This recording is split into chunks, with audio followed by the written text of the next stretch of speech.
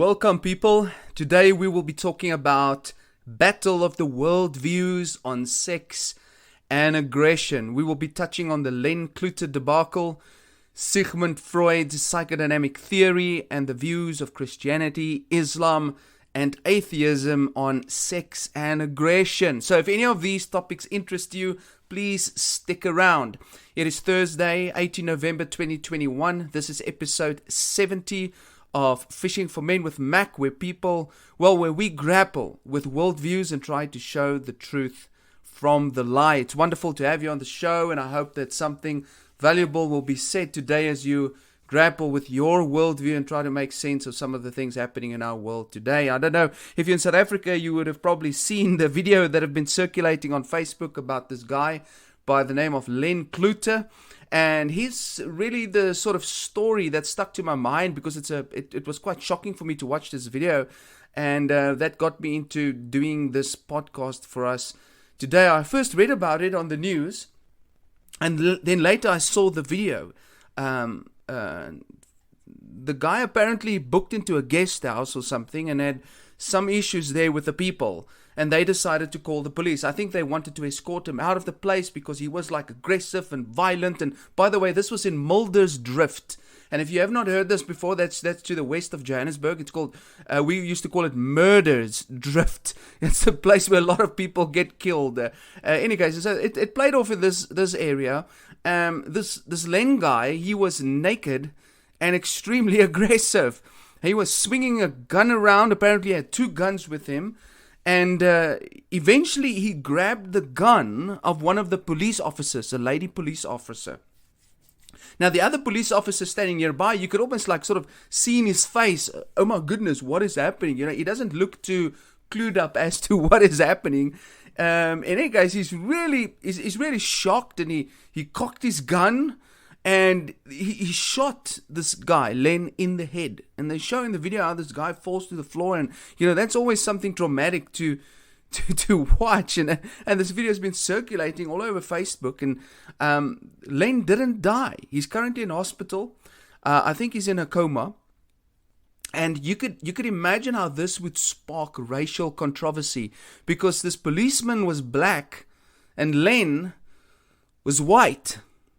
Now, this usually happens the other way around, right, in the States. But, you know, there doesn't seem to be really any racial issues going about. I've seen some posts on Facebook, what people have said, and sort of everybody, both black and white, agree that Len was in the wrong. The white guy, he was clearly in the wrong. He grabbed the policeman's gun. He disarmed the policeman. What do you expect is going to happen? I suspect if this was in another country, there would be serious racial outrage. And so I'm actually very proud of some of our South African ways. You know, we stand up for what is right, regardless of the color of the skin. Well, generally, mostly, at least in this instance.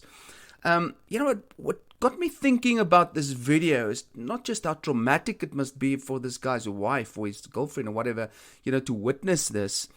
And the guy who actually took the video, I don't think that was fun either.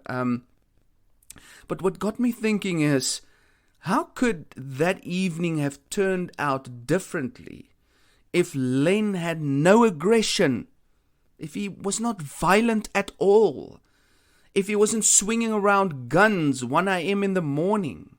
What if we could just eliminate his violence and his aggression and his anger that night? How could that night have turned out differently? He would not have been in hospital now. His name would not have been all over the news in shame as it is. He wouldn't have been humiliated as he has now been humiliated, as everybody sees him getting shot in the head. They see him naked. They see his behavior in front of these cops. And most people think, what is wrong with this guy? I mean, it could have, the Bible uses this verse, says, a soft answer turns away anger. I mean, could Len not have done something like that? And the whole evening could have turned out differently if he just dropped his aggression. Ladies and gentlemen, aggression never leads to something good. It never does.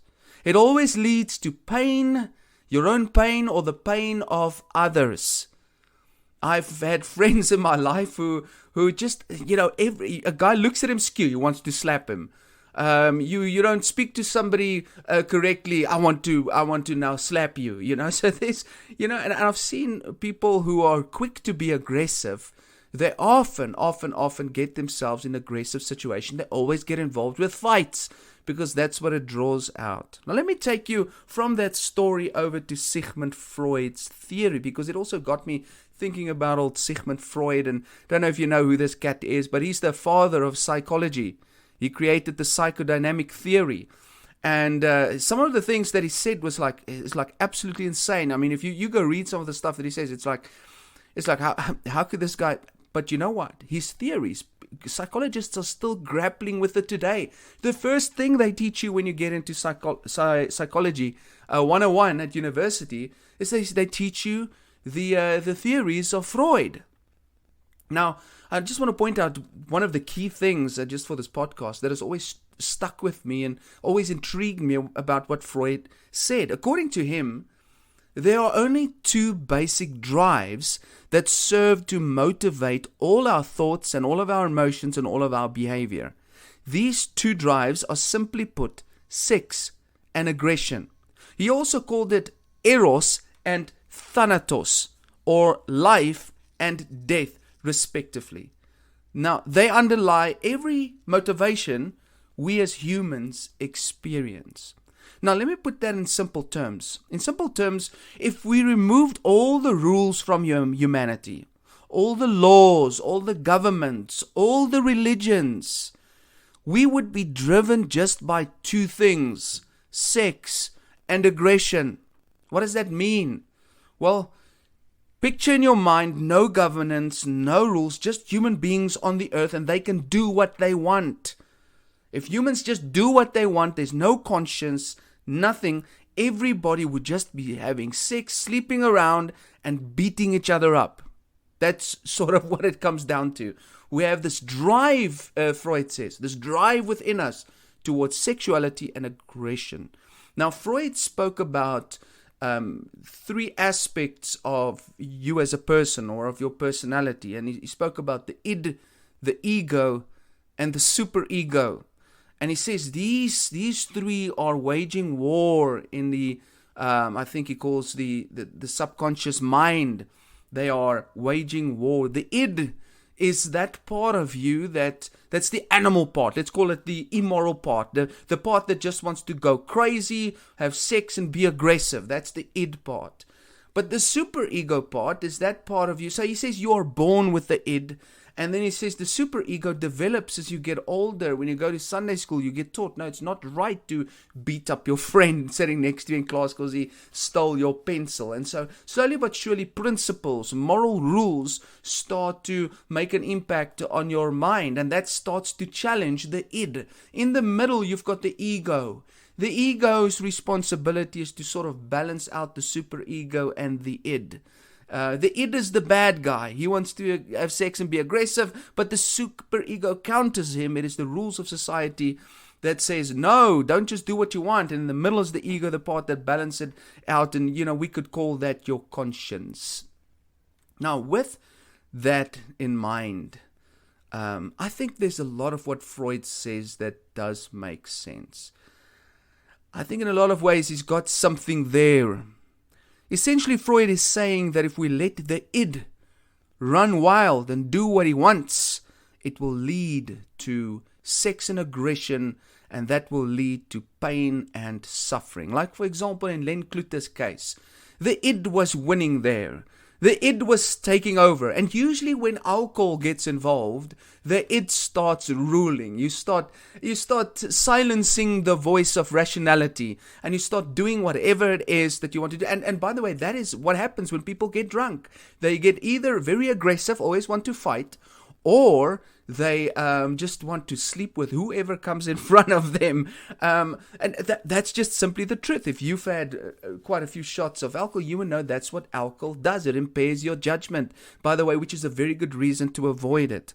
Okay, so we know that it is true in the world where we live in, that when the id runs wild, when people just follow their desires to be aggressive and to be sexually active, it leads to pain. Violence and aggression in the Middle East has displaced millions of people from their homes. Some estimate 60 million people. That's what's caused violence. Violence and aggression causes death, which causes suffering.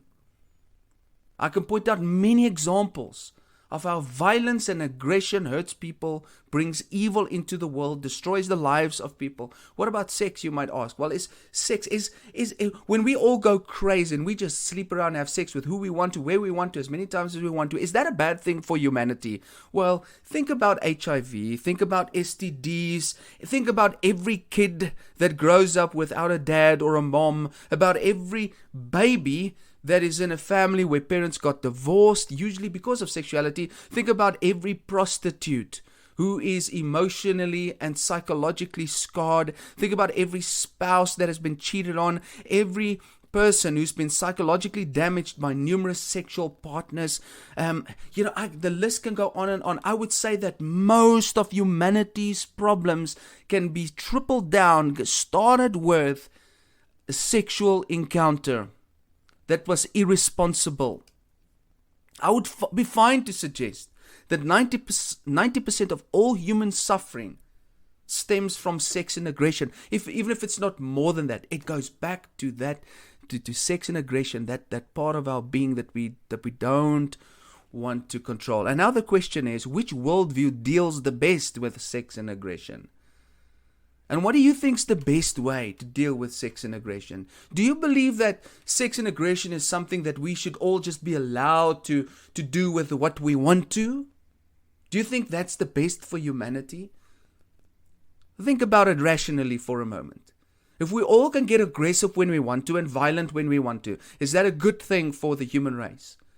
Is that a good thing for the world? If we all can just follow every sexual impulse that we can imagine, would that be good for our families, for the human race as a whole? Now let's look at three worldviews. Let's look at how the biggest three worldviews that exist today, how these three worldviews view sex and aggression. Let's talk about Islam. We'll start with that. In terms of aggression, is there really much to say about Islam? The first thing some people would say is, yes, Islam's a religion of peace. The Muslims say so. Yes, you're right. Many Muslims do say so, but Islam is not a religion of peace. There are peaceful Muslims, but the religion itself is not peaceful. The book, the scriptures, the Quran is not peaceful. The founder, Muhammad, he was not a peaceful man. His whole life was driven by conquest and war and destruction and the killing of people. It's a religion of violence. I mean, when I close my eyes, I see the headings of the newspaper articles. 50 people decapitated in Mozambique. Samuel Patay, high school teacher, decapitated in the street in front of the school where he was a teacher. Boko Haram decapitates a few hundred people in Nigeria. Millions of people killed in Afghanistan. 9/11. I mean, the list can go on and on and on. Just in a short life I've had on this planet where I've seen these types of articles. I wish that there could be some stats about how many people have been killed by the Islamic faith just in the last 10 years. The Muslim scriptures say, fight non-Muslims until no other religion except Islam exists. That's Surah 2:193. Although we are asked to be compassionate amongst each other, we have to be harsh with unbelievers, their text says. How Christian, Jewish and atheist neighbors and colleagues, we need to be harsh with them, Surah 48:29. The Muslims say our holy book asks us to be disobedient towards the disbelievers and their governments and strive against the unbelievers with great endeavor, 25:52, and be stern with them because they belong to hell, 66:9. The holy prophet, that is Muhammad. Listen to this is what the Quran says. The Holy Prophet Muhammad prescribes fighting for us and tells us that it is good for us even if we dislike it. Surah 2:216. Just think about that. The founder of the Muslim religion tells his people, guys, you need to fight. It's good for you even if you don't like it. So aggression is good for you even if you don't like it.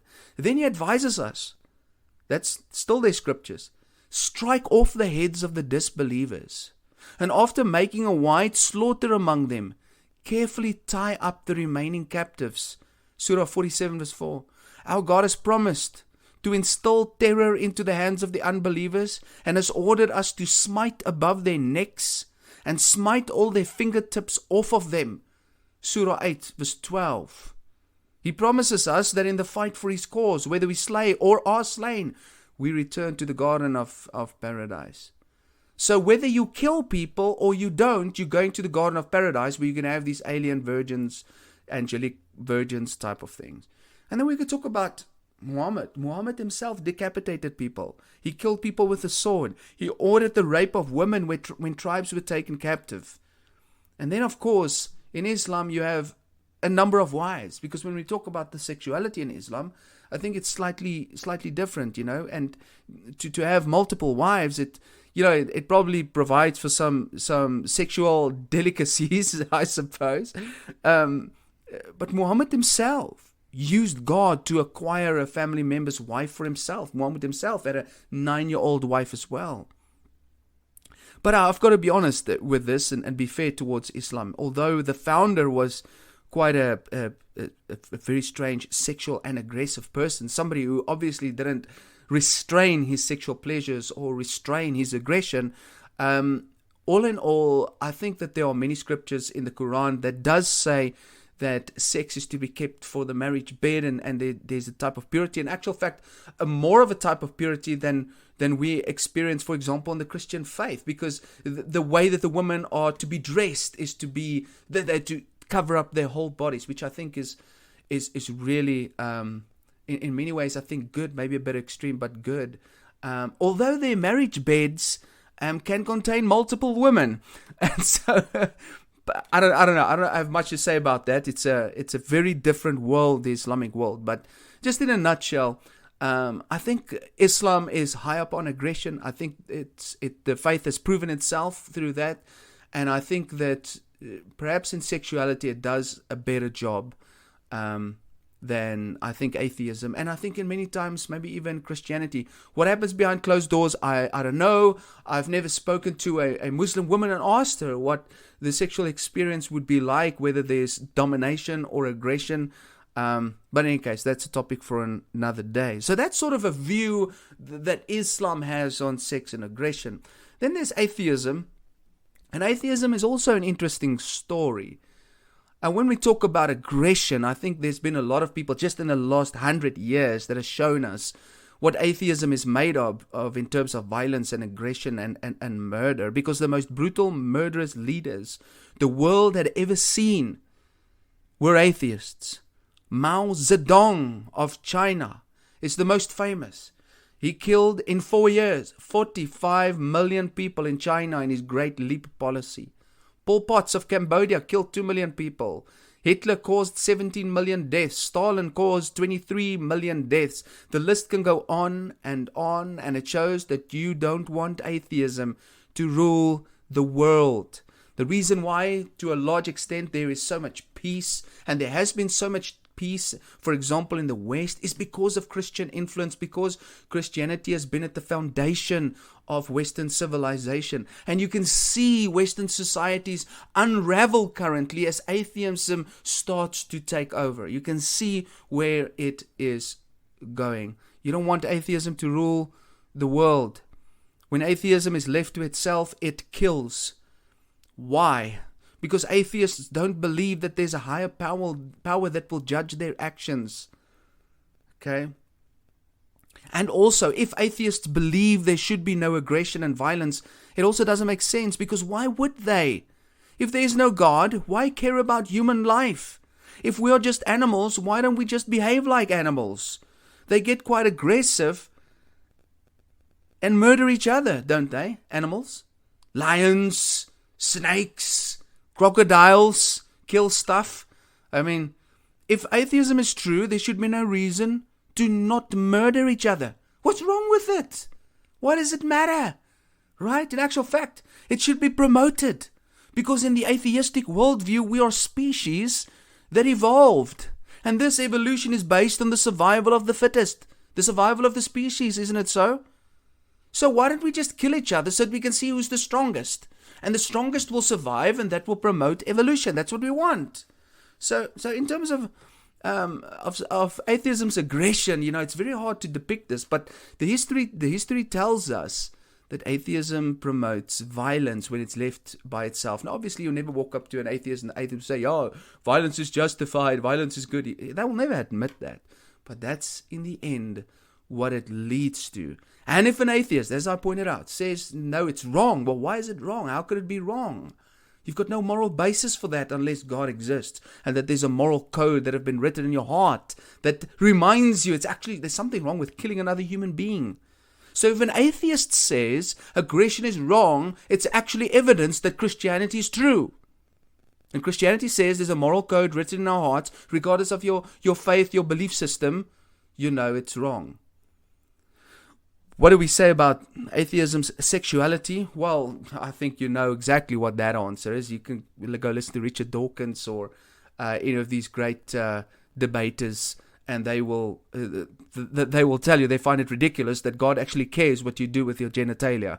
And so obviously they don't care what they do with their genitalia. So there's no restraint in atheism. There's no need for restraint. What does it matter? I can sleep with who I want as many times as I want to. I mean, that's just what it is. Therefore, an atheistic world would inevitably lead to suffering and more evil. It would lead to disease. It would lead to pain. It would lead to broken homes. Well, atheism doesn't believe in the family nucleus, regardless of what the research says. Atheism says you can do what you want. There's no moral code that exists. There's no family structure that exists. Atheism promotes the killing of babies. So, what do we expect? Atheism is not good for sex and aggression. Atheism will say, just do what you like. Atheism is id. Okay? What about Christianity? Well, I don't think I have to say much about Christianity, because if you've grown up in a Christian environment, you know exactly what Christianity says. But let me read to you just something about aggression, that Jesus said, straight from the mouth of the founder of Christianity. Matthew 5:21, "You have heard that it was said to the people long ago, 'You shall not murder, and anyone who murders will be subject to judgment.'" Now, this is in direct contrast to Islam. Jesus says, don't murder. Islam says, yes, murder. But I tell you, verse 22, that anyone who is angry with a brother or sister will be subject to judgment. Again, anyone who says to a brother or sister, "Raka," is answerable to the court. And anyone who says, "You fool," will be danger in the fire of hell. What does Jesus say here? He says you don't even get angry at people. You don't even talk ugly to people. You don't even call somebody a fool. Okay? Jesus really limits how far we can go with aggression and anger, doesn't he? Jesus condemned it. Jesus showed aggression once. When I think about his life, that's when he drove out money changers from God's temple with a whip. But further than that, he was the item or the victim or the object of aggression. His life culminated in beatings, mocking, and ultimate crucifixion. And at that crucifixion on that cross, he could have called 10,000 angels to take vengeance, to show violence, and to give aggression towards the Pharisees, the teachers of the law, the Sanhedrin. He could have destroyed the Roman government, but that's not why he came. There's no power in violence in Jesus' mind and heart. There's power in love. And so Jesus died alone in shame, weak, beaten, and mocked. When at one point one of his followers showed aggression to his captors and cut off the soldier's ear, Malchus's ear, he rebuked him and healed the man's ear. That is Jesus. Jesus wants to heal the violence that we inflict on one another. Jesus stood for love, not hate. He even described his Father as love. And one of the biggest problems the world has with Christianity is its teaching on sexuality. The Christian morality teaches that you have one sexual partner for life. One sexual partner for life. The marriage bed should be kept pure. Fornicators and adulterers will not inherit eternal life. Homosexual practices are sinful. And so Christianity is hard on sex and aggression. Christianity says, control these two drives, or they will control you and hurt those around you. You might be saying, well, If God created us, why did He create us with such powerful drives? If what Freud says is true, that we've got this aggressive and sexual drive within us, why would God make us that way? Well, I've said this before. God has given us a strong sexual drive so that we can procreate and so that we can enjoy sexuality. It's one of the most deepest and powerful and intimate experiences God has given the human race. And He's not asking us to keep it in or to restrain it or to cut it off or to throw it away. No, He's telling us to enjoy it fully within the confines of a committed relationship, because that's the space where you're going to enjoy it the most. And in terms of aggression, I don't see that God created that naturally in us to be aggressive. I do believe that we can get aggressive when we are threatened, when our lives are threatened, and that's a normal response, a fight or flight response that God has built into our hormonal structures, into our way of responding to threats. Now the three sides have been shared. Think about it for a moment. Which worldview deals best with the truthful reality that unbridled sex and aggression leads to evil, suffering, and pain? Which one of these worldviews handles it the best? I submit to you that Christianity does the best job, and that is why Western civilization is built upon the foundation of Christian principles and why it has been so successful. I maintain the same principles as Jesus. Strive for sexual purity. Otherwise, it will cause you and others pain. Avoid aggression, violence, and conflict. It only leads to evil and pain, as we saw with old Len Cloete. The pure Christian way is ultimately the best way.